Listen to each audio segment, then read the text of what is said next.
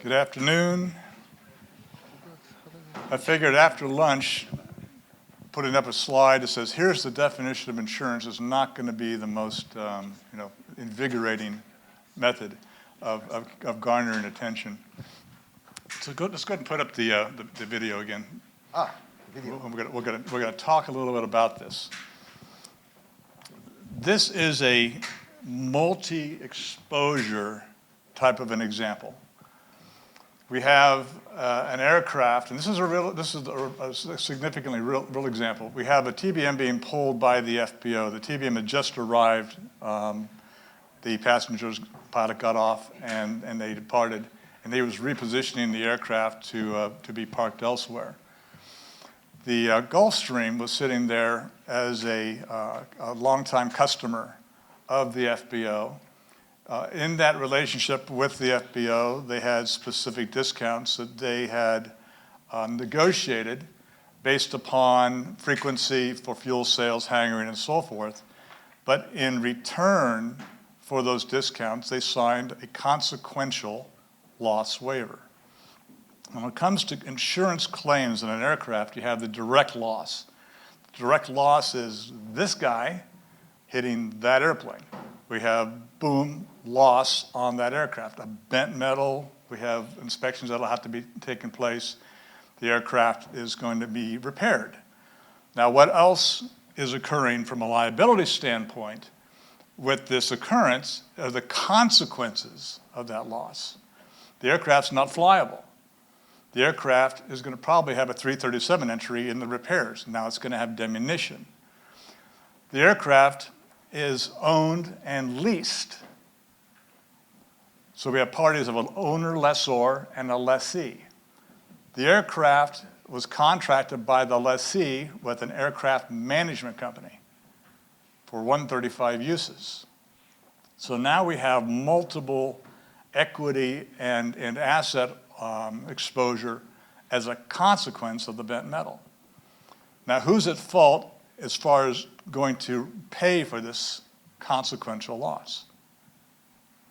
The primary insurer of the aircraft owner, not the FBO, because, as I mentioned, the relationship between the operator of this aircraft and the FBO had them enter into an agreement for discounts which signed away the consequential loss exposures. Everything but the bent nose is a consequential loss. So the activities that are going to take place as far as people that are going to be looking for recovery of equity or loss, you have the lessor who now has an aircraft that might be worth less than it was prior to the contact because of diminution. You know, if it just were only the very tip of the nose and they replaced the nose cone, that'd be great, but it penetrated into the airframe itself, and they had to do a full repair. And of course, the 337 entry is now going to live with that aircraft until it's disposed of ultimately. So the lessor of this aircraft has a claim. The lessee of the aircraft has payments that he's making to the lessor, which are going to go on even though the aircraft is not flyable. The management company is losing income because he can't charter the aircraft, and he can't pay the lessee who pays the lessor. And the lessee also has a management fee he pays to the management company on a monthly basis as part of the overall oversight of the aircraft. Now, who signed this consequential loss waiver? In many cases, if it's not through a discount contract, which is done by the management company themselves, it could be done by the pilot. The effect is the same.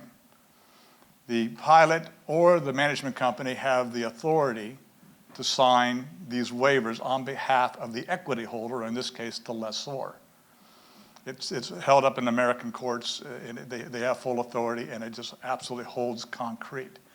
The reason I'm bringing this example up, and I have it running perpetually because I think it's really cool, is that it answers so many questions and asks so many questions at the same time of a real life exposure which goes beyond repairing the bent metal.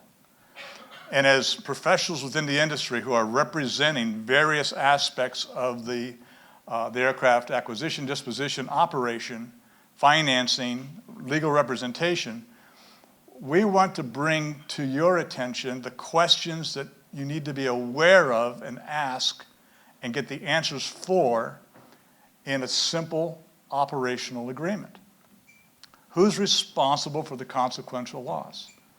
In today's FBO market, especially in North America, signing a waiver for consequential loss is commonplace. Whether you're going in there for fuel, overnighting, a transient, or a base customer, the consequential loss waiver is becoming very, very prevalent as required by the insurance underwriters to the FBO in order to retain a more balanced cost of insurance and a balanced deductible that they would have to pay. It's what they're doing in order to contain their costs.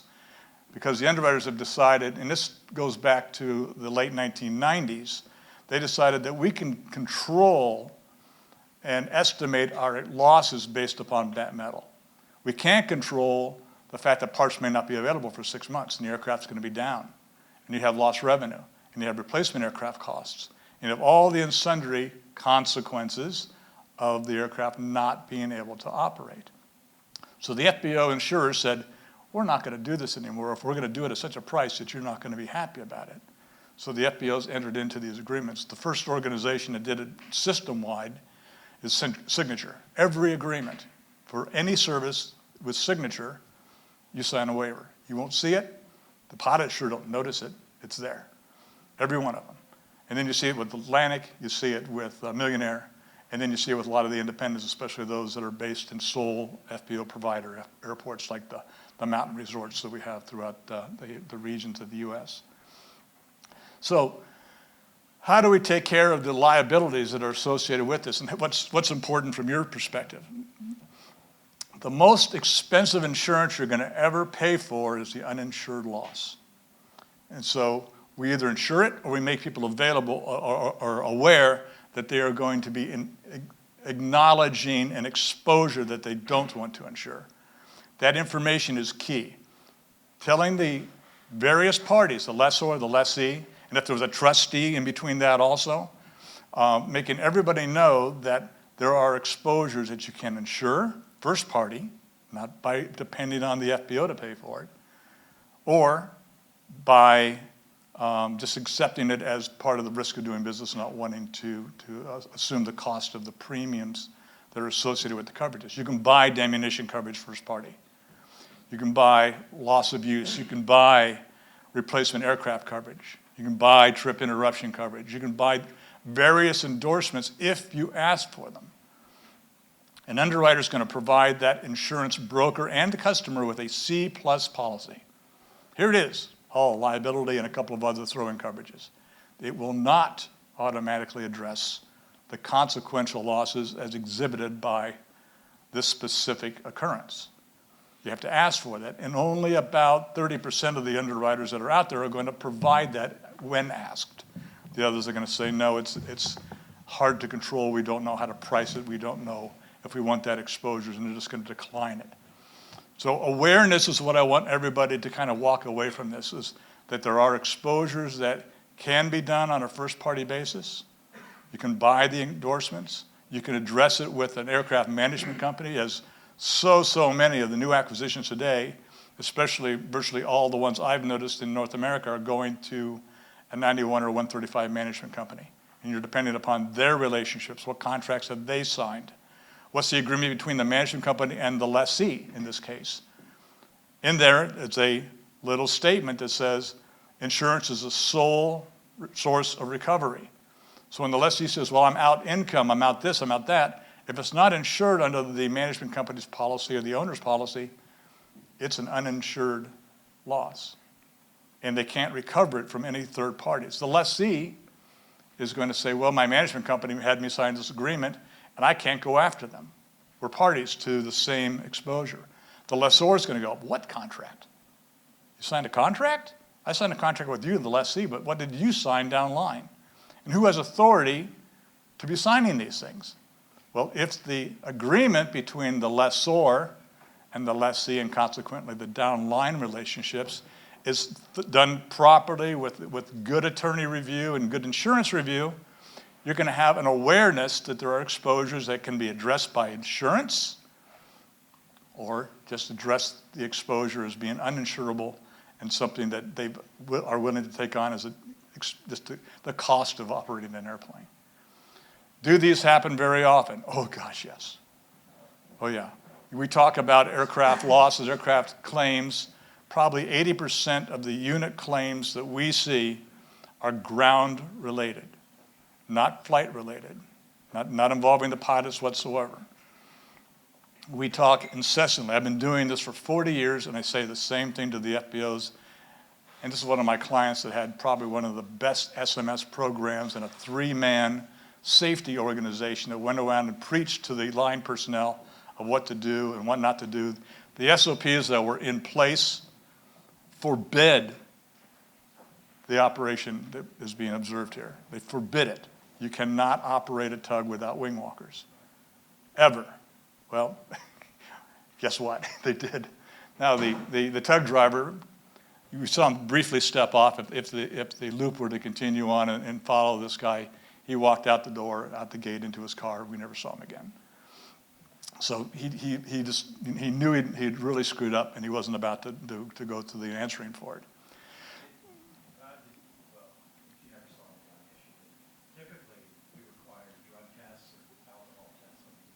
Oh yeah, no, they did too. The guy left. He quit. What are you going to do? Arrest him? Come on, take a drug test because you bent something? No, there's great procedures. I mean, the strongest, safest standard operating procedures, the SOPs for this FBO, were so firm, so beautifully written, and so sloppily followed. Everything was there from a safety, from an underwriting perspective. We look at these from an underwriter's perspective, and we can stop the loop unless you want to keep watching it. The procedures are usually in place. SMS, safety management systems, are the key words, key discussions today. Under risk business, we love to see SMS programs. We talk about it for pilots. We talk about it for ground operations. But if the culture of the FBO is such that the SOPs are not going to be followed and adhered to and reinforced by peers, we're going to have these types of exposures. So of this segment, and we're going to go into more definitions of coverages and all the other various things, but this tiny little segment here, I just want to make everybody aware that you have to read the contracts between all the parties, not just the fiduciary parties, not just the legal parties of ownership and operation, but all the way down the line, and understand that when you take your Gulfstream into Savannah or any Gulfstream service center, you've signed a consequential loss waiver with the manufacturer. And yes, they can drop the thing off the chocks and damage the airframe, but they're only going to fix the bent metal. You're not going to come out with any loss of use or any diminution or any other consequential loss claims, because in order to get the aircraft maintained at Gulfstream, you have to sign the waiver. Who can sign it? Who usually signs it? The delivery pilot. It's in the delivery. I hereby deliver the aircraft to Gulfstream, blah, blah, blah, blah, all the way through the whole system of what they're going to do. And in their deep, tiny little, because it's never big and gigantic and bold, but in the tiny writing, you waive all consequential rights of loss against Gulfstream and its ancillary companies that are involved with the servicing that's going to take place. And we've seen the best of Gulfstream customers suddenly find, what do you mean? The aircraft's going to be down for 9 months, and I have to replace it, and you're not going to pay for my replacement aircraft. And now all the other things that are going to be costing me money, lost revenue because it's going to be a charter airplane, the delta between my retail cost of having to charter versus the DOCs of the aircraft, all of these are losses in that consequential sequence that can be insured if you ask the right questions to the insurance company and broker, or they can be ignored, and you can self-insure it. But ask the questions. When you leave here with one thing, ask the questions, review the contracts, understand the operation of that aircraft and all the parties that are going to be partaking in that chain of operation and servicing. Because our industry, our insurance industry, has just come out of an extremely conservative period where their favorite answer was no. Will you insure this wonderful jet? No. Will you insure it at this great price? No, we're not interested. They didn't want to insure risks. We're just coming out of that. David.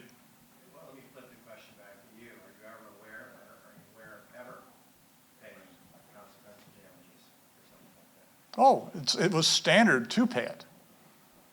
For the FBO, for the third party, for the MRO, whoever the servicing party was, if they damaged the aircraft, they were open-ended.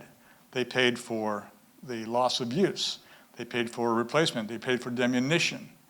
They paid, ungodly amounts of money beyond the cost of the repair. Our formula was normally if the cost of the repair is 100, the consequential loss additional expenses are 200. So the bent metal is 1/3 of the total claim, which is why the insurance industry negotiated with the FBO industry in order to keep their costs to a level that both could work in cohesiveness with each other. They said, you've got to get a waiver. You've got to defer this 2/3% of the claim away from us. We can't handle that. Or if we are, you're going to be paying a higher deductible and a higher premium because we're not going to lose money on the exposure.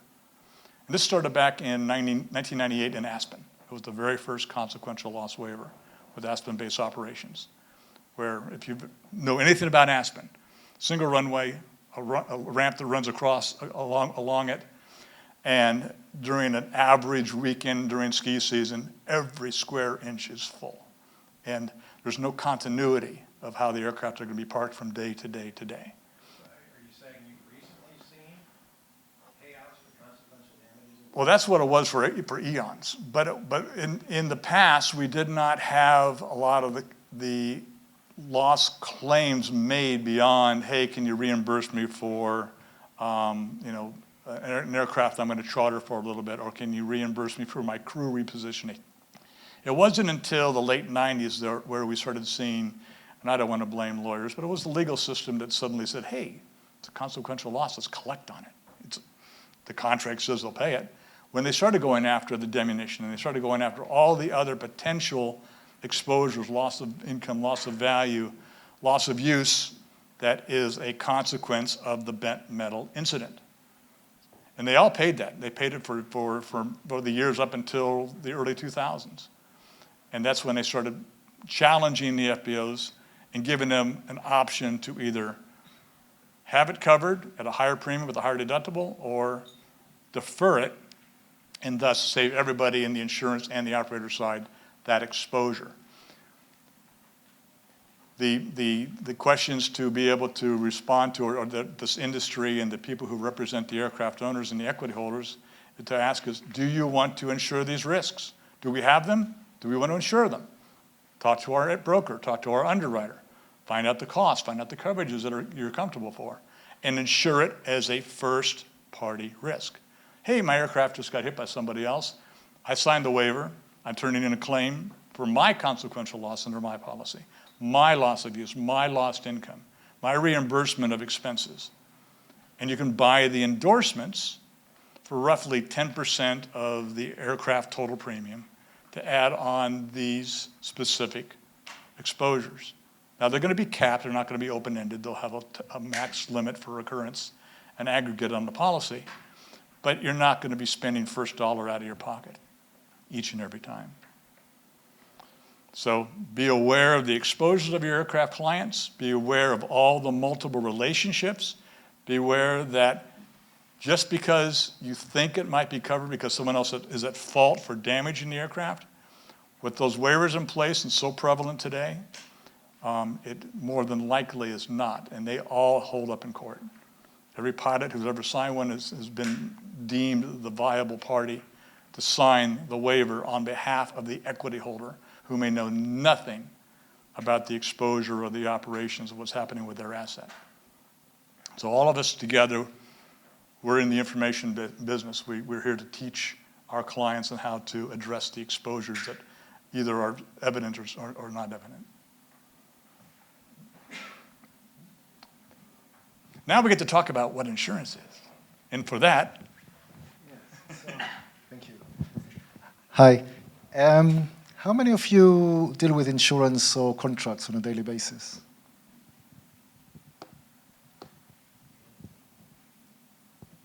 Who are not lawyers speaking here on the... How many of the attendees deal with contracts on a daily basis?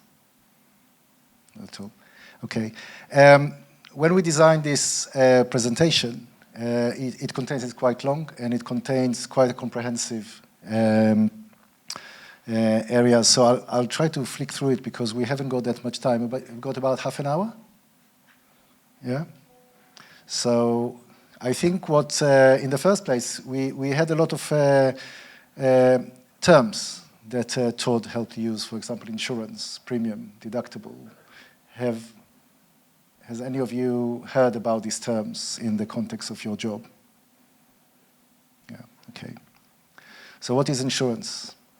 Insurance is a contract that requires the basic fundamentals of a contract, and we won't go there, but effectively you need to have someone making an offer to enter into a contract and someone need to accept it and to agree to pay something for what is being exchanged, and then they need to actually intend to enter into a legal relationship.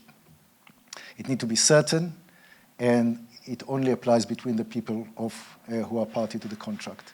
An insurance contract, and this is from an English law perspective, is an enforceable contract in which one party undertake to, in exchange for a premium, to pay money corresponding to a coverage that they agree. This is the coverage in the insurance in response to defined event of occurrence, not every occurrence. And this is exactly what Todd was talking about, that you need to exactly know what you are buying. And there need to be someone with insured loss and good faith. Now, the insured loss is interesting because not every person who buys insurance may necessarily have an insured loss. So, for example, if you agree to buy an aircraft, you may not necessarily have an interest in the aircraft until you actually bought it. You could, for example, if you pay a deposit and you spend money on the aircraft, you could potentially have an interest, an insured interest that you can then buy insurance in relation to it. The other interesting bit when it comes to insuring aircraft is the insured loss need to correspond with the value that you are insuring. So one cannot go and say this airplane is worth $10 million, but I'm going to insure it for $20 million. You can do that, but it may be that if you were to come and there was a total loss on the aircraft and you wanted to claim 20 million, the insurance will simply decline cover and will say you didn't have insurance to that value and therefore we are not paying. Warranties and conditions, we won't go there. It's a peculiarity of English law. So if you want to ask me afterwards, I'll be happy to go through it.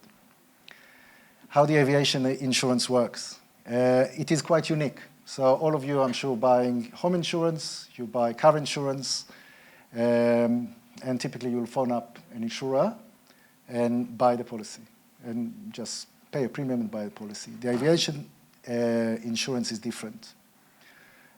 Initially you have brokers, you have lead underwriter and following market. What does it mean? The aviation insurance, because of the values attached to the cover, which is in the billions, if it's a big airliners, it would be up to $1 billion, $1.5 billion worth of cover for liability. You will have a subscription market. So the insurance broker, you will go and talk to an insurance broker. He will go to the insurance market, the underwriters, and will find someone who wants to insure as a lead insurance. The lead insurer, the lead underwriter, would set the terms of the policy. What is covered, what is excluded, and how much he's going to charge for it. And he will take a percentage of that cover, for example, 5%. The broker will then go to other insurers and will say, we have a leader. The leader, these are the terms he's agreed to take, and these are the percentages he's agreed to take. Are you going to come in too? And the following market will say yes or no. If they say yes, they will agree, and sometimes they will actually take a bigger share of the total cover. But what happens in practice is that every, say, airline insurance or airline operator insurance, has at least 20 different insurers who are underwriting that risk. So each one of them will have a subscription of a particular level.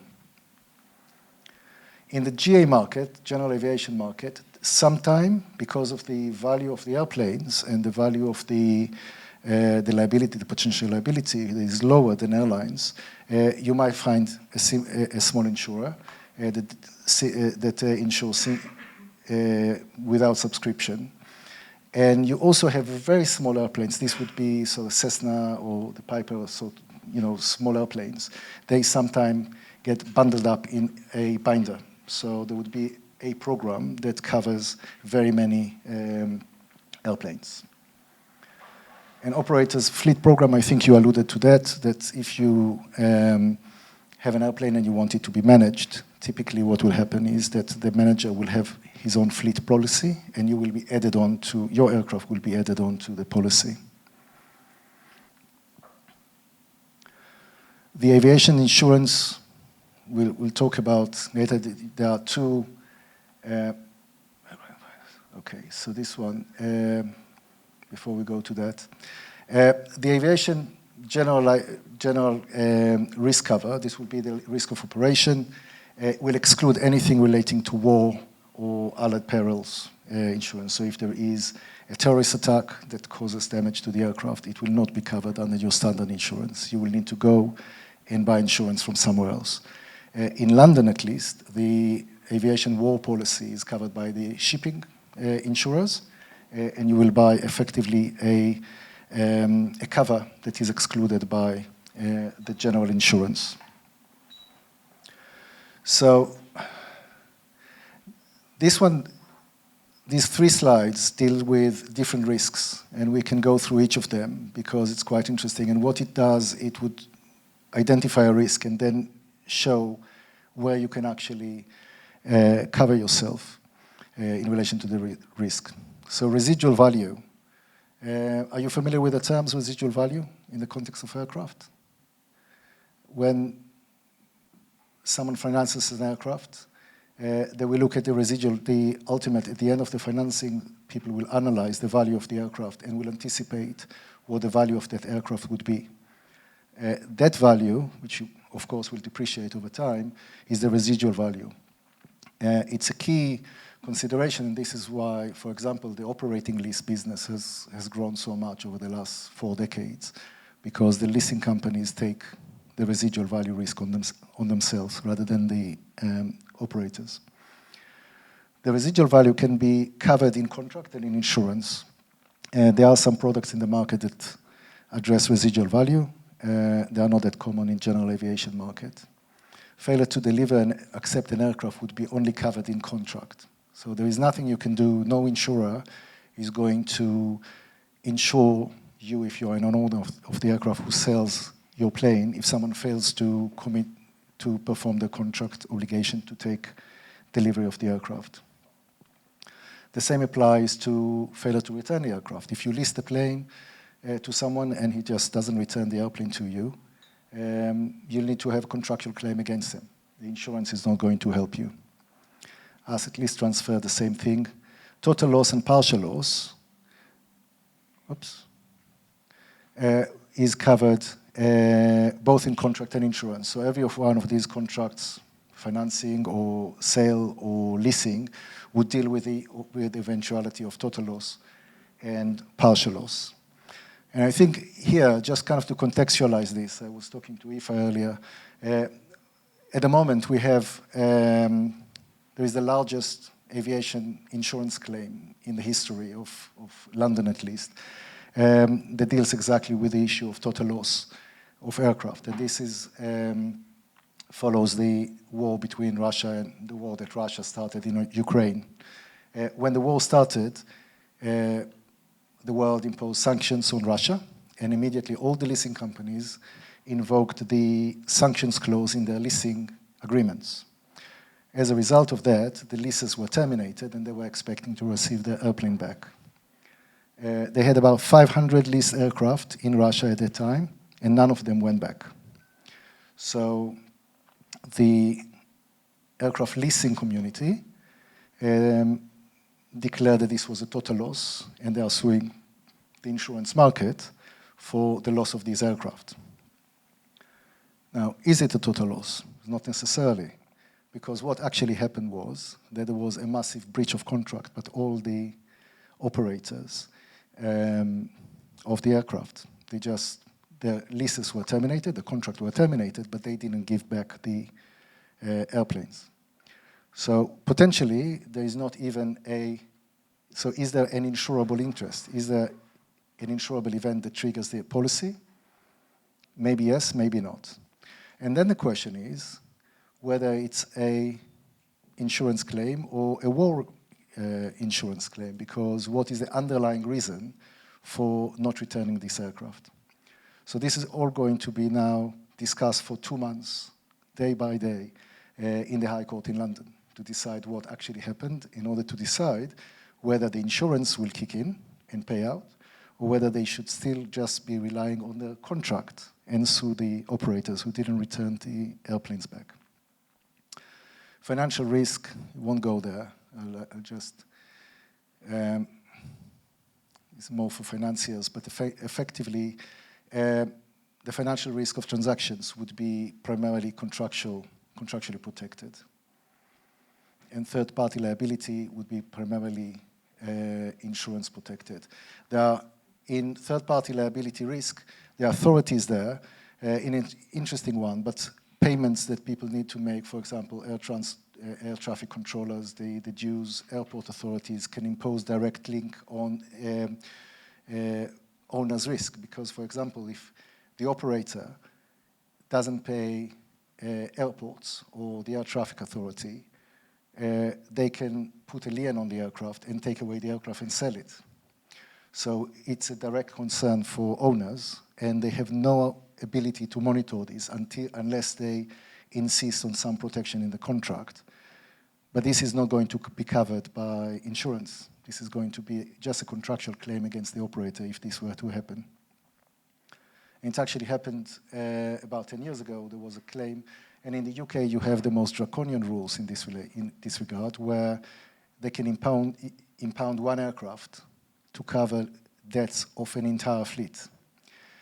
So there was one airplane that was detained in the UK, and the lessor, in order to take it out, had to pay the entire debt of the airline that went bankrupt in order to release the airplane. So not only the debts that were owed for that airplane, but for the entire fleet. So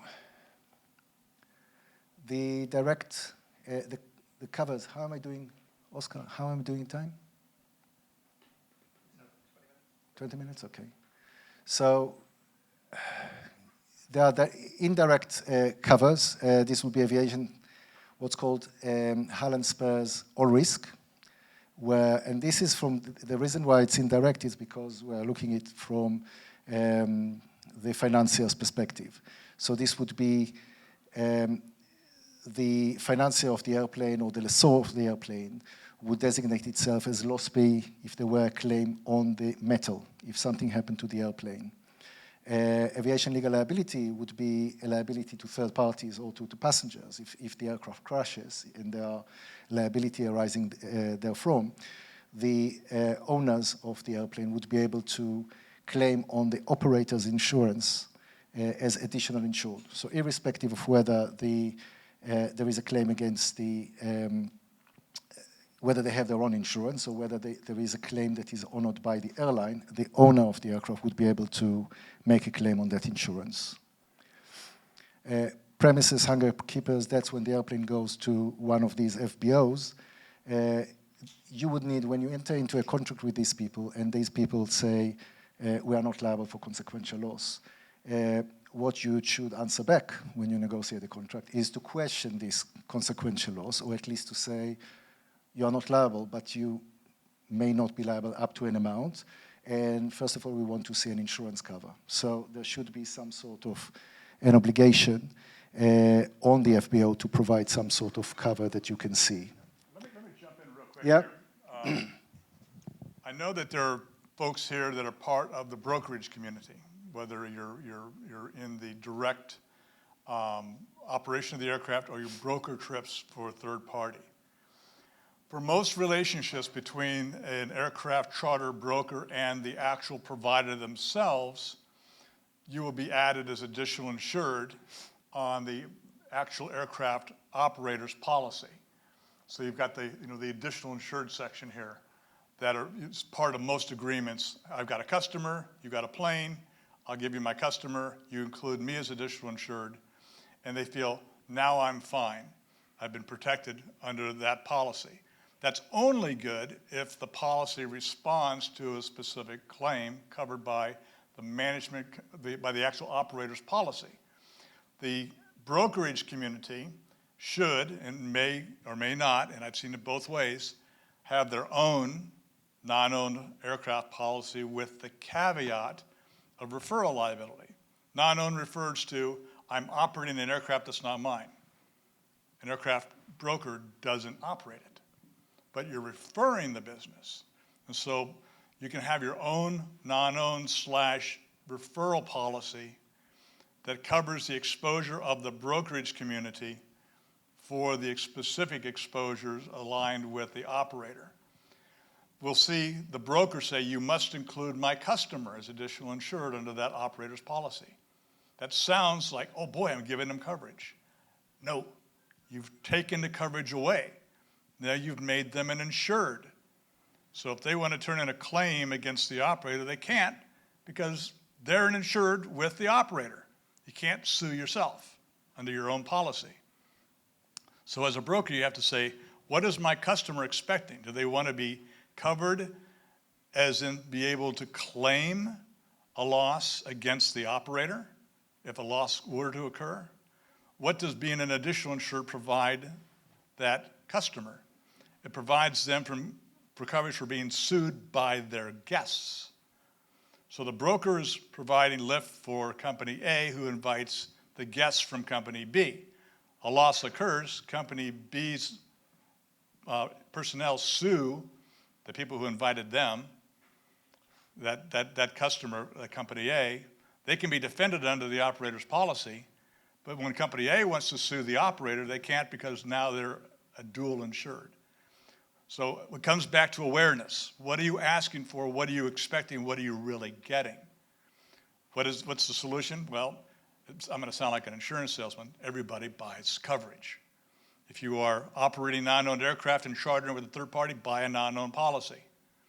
If you're a guest on an aircraft on a regular basis, buy a non-owned policy.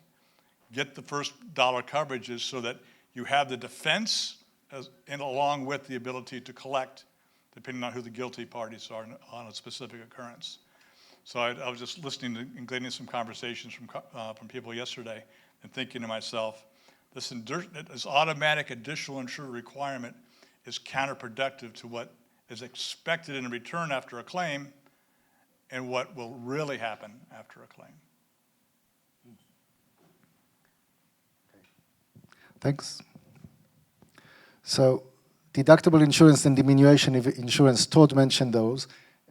You can get them, but the premium for them is likely to be, you'll need to negotiate the premium, because the more speculative the risk covered, the more premium the insurers would want. Again, insurance provided for engine breakdown, again, the more remote the risk you are trying to cover, the more the premium would be, as expected. The direct loss, you will have similar covers as contingency liability insurance. So if the primary cover doesn't pay, you can go and seek your own cover to compensate you for similar damage. So just run through this one, because these apply to primarily to financiers, and I don't think it's particularly relevant for you. But just so we'll just move on.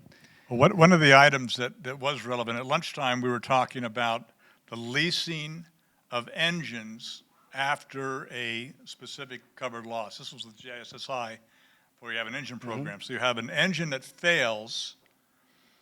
It's not a loss under insurance by normal definition. The definition of an occurrence under the insurance is some third-party event, FOD, a bird, ice, a rock, has gone into the engine, damaged the engine, and now we have a defined policy occurrence. When the engine has a breakdown, and on the previous page, he had touched down on a breakdown coverage being available.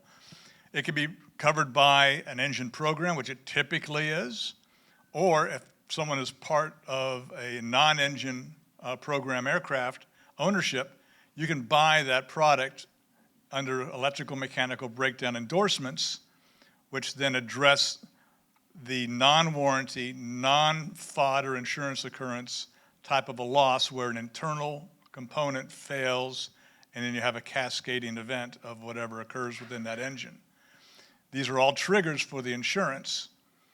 And the reason I bring this up is when you're leasing components, addressing the insurability of those components, especially through a commercial insurance policy, creates the insurable event that now, oh, you have loss of use, we can cover that. We have replacement aircraft, we can cover that, because the trigger of insurance has been established by buying the endorsement for, in this case, an electrical mechanical breakdown coverage.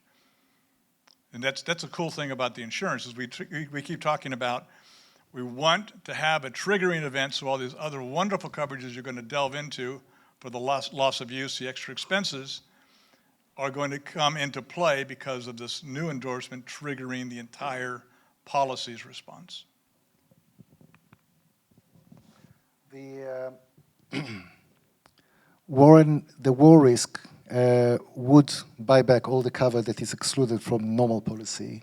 It would be subject to some geographical exclusions. So, for example, they may say that you can fly to a certain place when you buy the policy, but suddenly you'll get a notice that you can't fly to a particular area.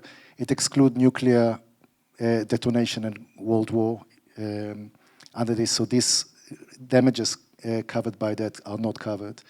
And then an interesting clause in aviation insurance contract is the 50-50 clause, which is if there is a doubt whether the cause of damage is just normal use of the aircraft or war risk, then the insurance market will pay out the claim and argue between themselves. So they're playing 50-50.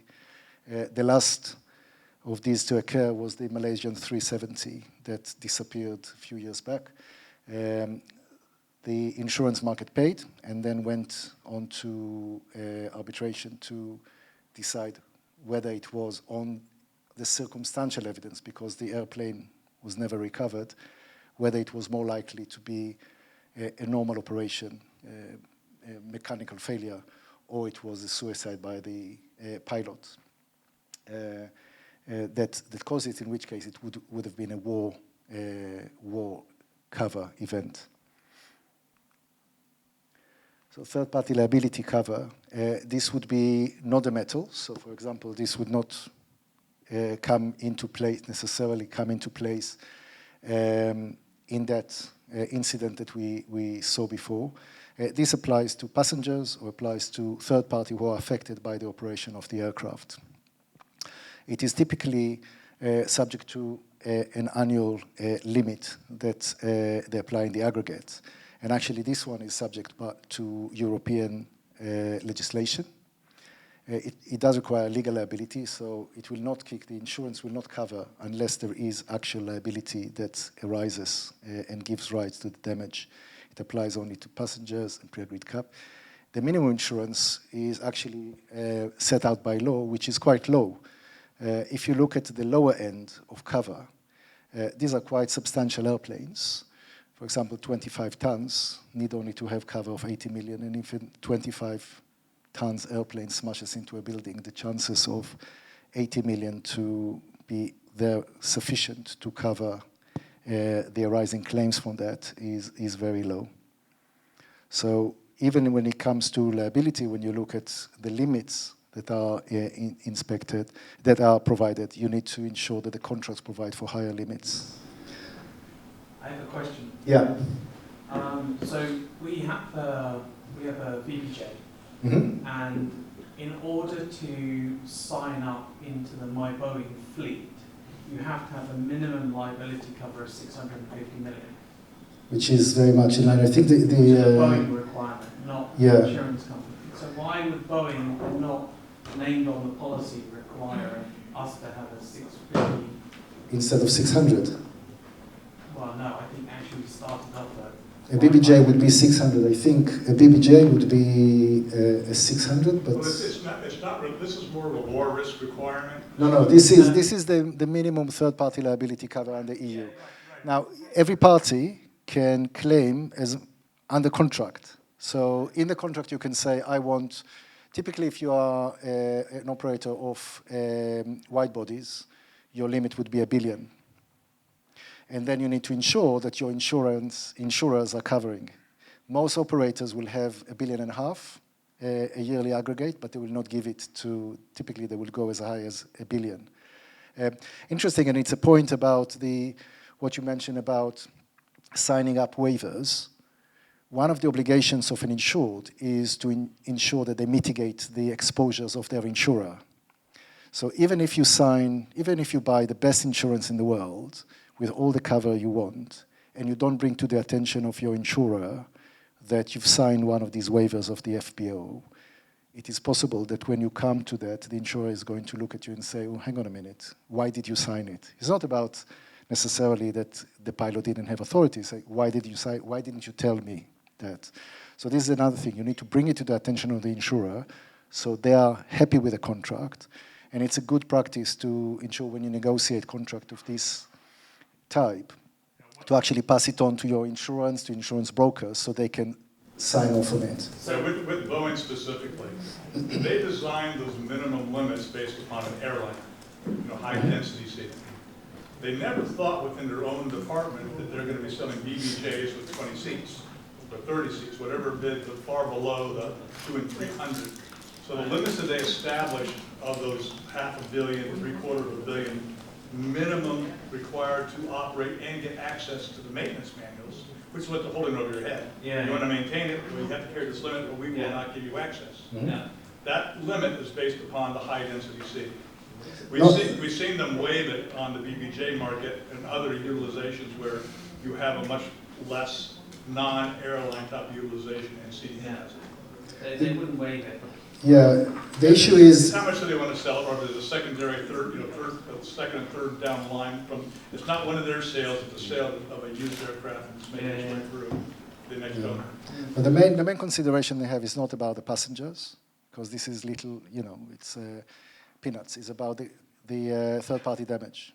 So they always look at, an airliner full of passengers smashing into a busy office block. Go back to September 11th. This is kind of the nightmare scenario that happened. But this is what they are looking. So the 600 million, we look at all these exposures. And how much you operate, once you have the EU minimum, so for an EU company, you have to have that. Typically, they will try to get higher limits. Yeah? But it is negotiated. The big thing is there's no relationship between the EU minimums and the Boeing limit requirements. Yeah. They're totally independent in their desire for, if you want to be in the EU, you got to carry this. Yeah, if you operate an AOC, if you operate commercially in the EU, you must have this cover. That's how it works. Yeah. Don't know, have you come across AVN 67, any of you? It's a really cool feature that arose in the context of aviation financing. And when we talk about the additional insured or the loss pay, it's all when it comes to buying or leasing or financing or leasing airplanes. This is the main endorsement. And what it happens is that when people started financing, and until the 70s, all the airlines were state-owned. So there wasn't really an issue because everything was the state owned it, they operated it, it wasn't a big deal. But then they started privatizing the airlines, and it became a real need to commercially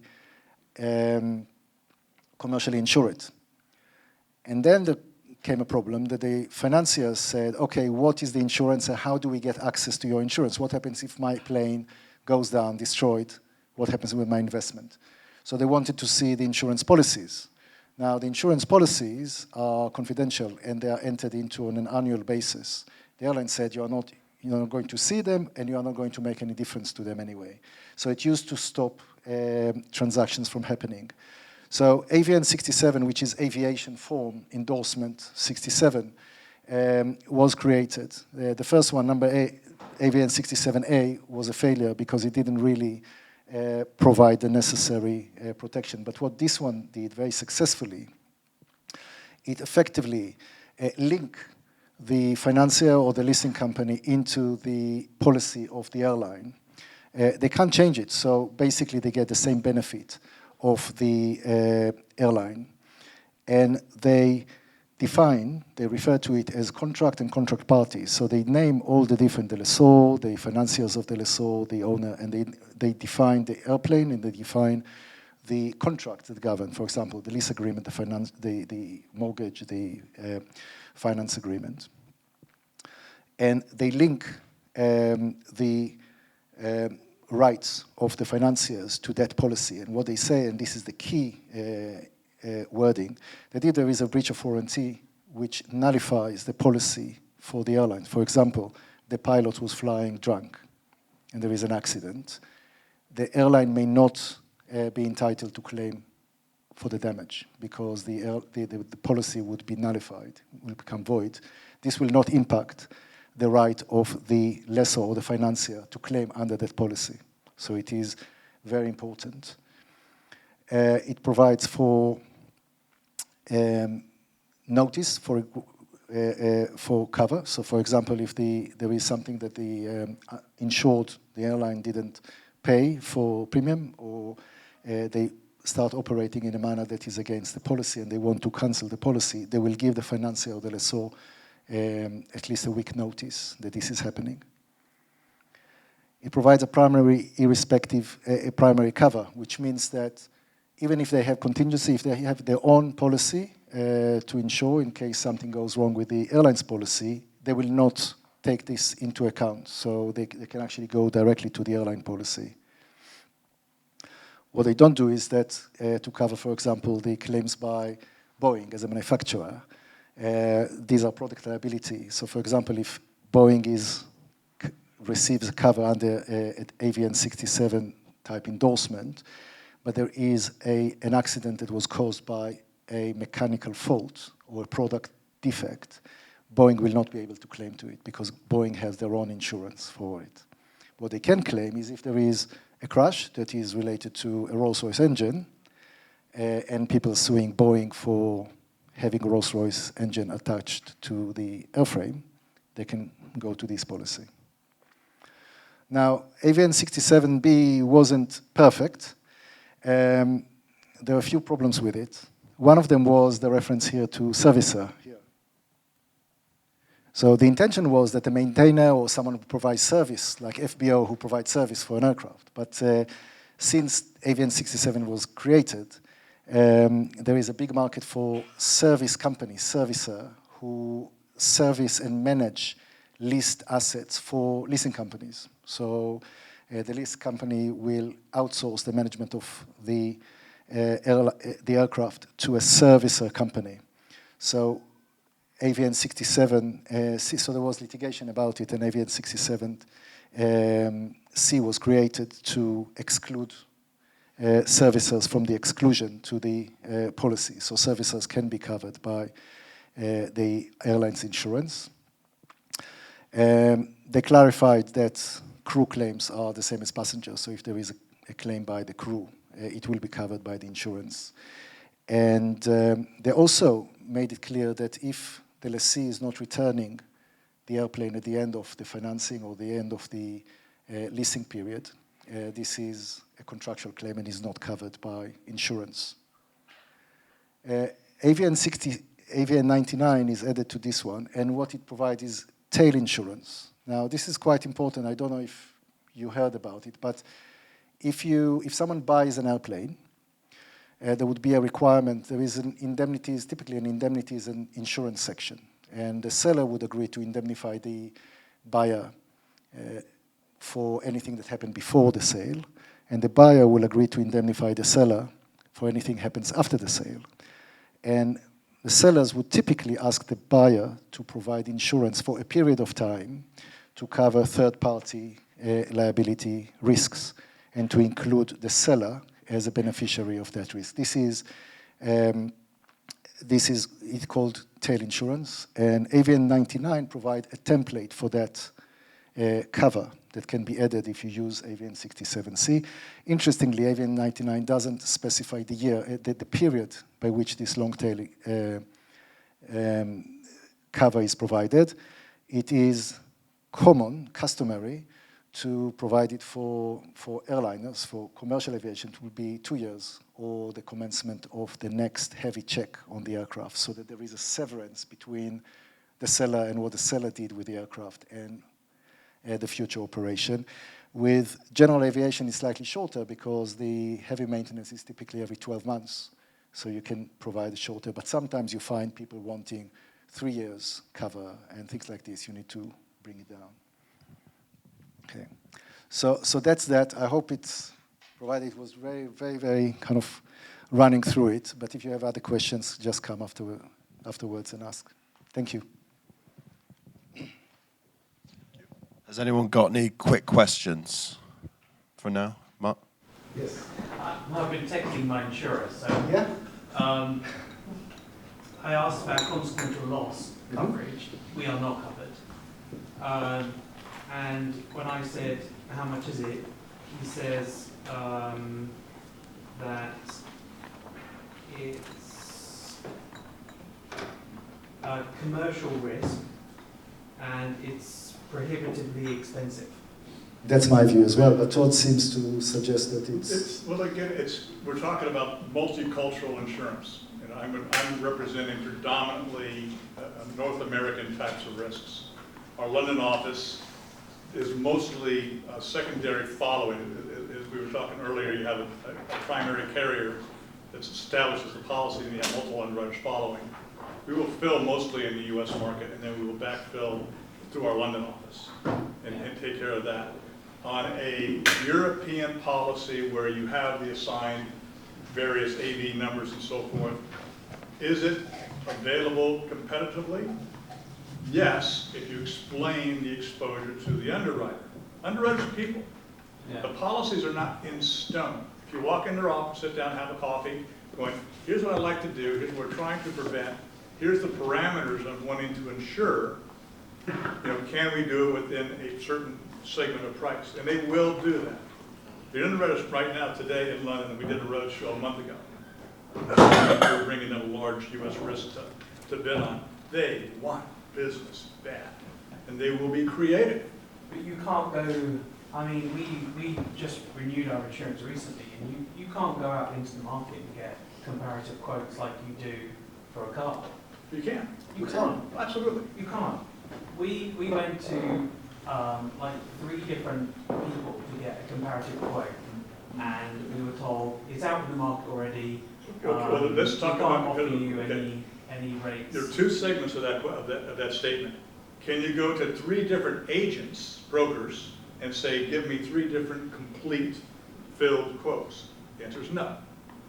You can go to 20 underwriters and say, give me quotes among these 20 underwriters to develop a program that you as the client want. Number 1, pick the broker you love, you trust, and you implicitly believe are looking out for your interests, and let them run rampant in the marketplace. If they're doing their job, they're going to go to the 20, and they're going to give you, okay, these 5 said no thank you. This 5 said we can do it. This 5 said, oh yes, we want it. Right. And this last group's going, we want to lead only. And they'll set their parameters. That way you're being presented with that competition through the singular representation into the marketplace. Right. So you can get it, But it's not like calling up for car insurance and call up 10 different people, and they have 5 or 10 independent single insurers responding. Yeah. Because of the sophistication of the policies, especially with the BBJ, where you're talking about high limit of liability, lead underwriter, and 2, 3, 4 underwriters following. Right. Especially 135 use or the commercial utilization of the aircraft, you're going to have multiple underwriters. Yeah. Again, depending on seating. We bring sports teams in, now it's a whole different gamut. Yeah. We did have one aircraft where our prospective buyer went out to lots of different brokers and found himself uninsurable. Well, yeah, Because he went around everyone. again, they're people, and an underwriter's going to go, I'm not going to waste my time with this guy who's just Yeah. clueless as to what he's doing. Yeah. And he's been sold a bill of goods by one or more broker who didn't sit him down and go, look, Yeah. you know, I love your business, but if you have a relationship with your longtime best friend and he's been doing a good job before and you just want to check on him, I'll review his policy, comment on it.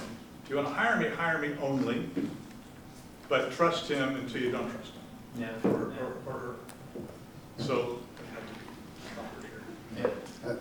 Yeah. I think. Identify as an Yeah. insurance broker. Yeah, I think, you know, I'm not selling insurance, but it's in London, it would be expensive. If you want to insure losses that are not typically insured, you'll have to pay for it. And then it's whether you are gambling on this happening, and then you are in the... Commercial loss is a gamut of coverage. Yeah, What you need to cover it. specifically, are you looking for loss of use, replacement aircraft?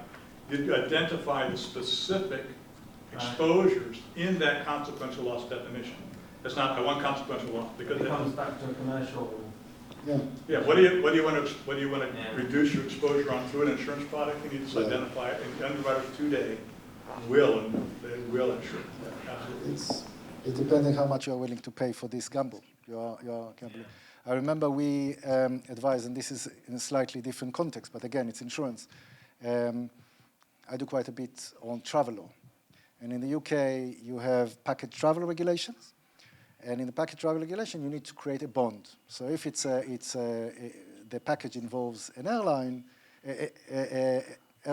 aircraft tickets, then you go to the CAA and you get an ATOL license.